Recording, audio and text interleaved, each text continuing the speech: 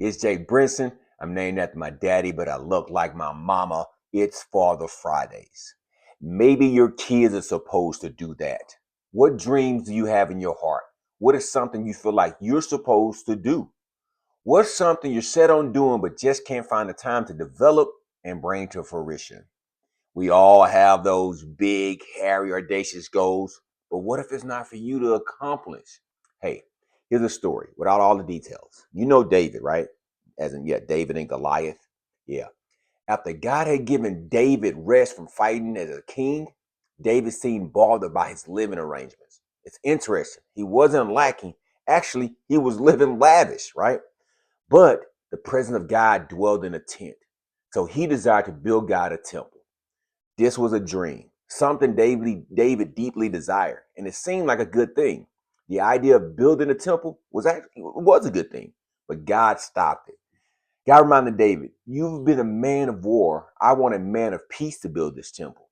It would be your son. He would have rest on every side from his enemies. This temple would be a place of peace and worship, not war." Something to think about. Does your past or your skills suggest that you shouldn't be the one to carry out this dream, this goal you have? Does your time, talent, or resources point in a different direction? These questions aren't meant to give you a yes or no answer, but to get you thinking and praying about how to invest for your future, but also for your children's future. I tell you this, there are two things you could do for yourself and your children. First, work to provide the resources they would need for the future. David said this to his son Solomon: "With great pains, he provided in abundance gold, silver, bronze, iron, stuff they couldn't even measure." You can provide financially and resourcefully for your kid.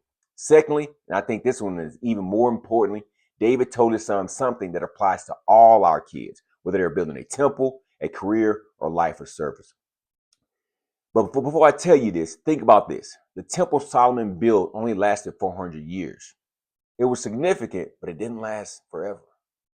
But this is what David told his son: "Now, my son, the Lord be with you so that you may succeed.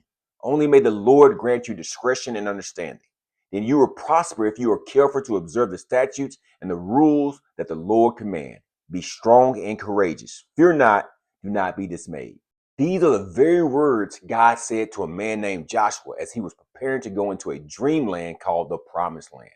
That dreamland that you desire that might be for your kids, what's going to help them live a flourishing life there? Teach them to carefully observe the statutes and commands of the Lord.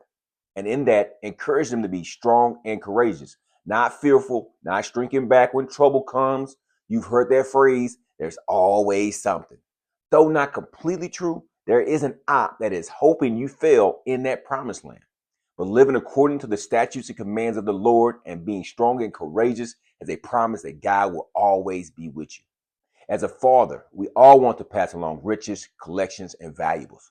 But what if more of us also pass along a lifestyle that leads to longevity in the dreamland that we have? It's JBrinson. That's Father Fridays. Happy Father's Day.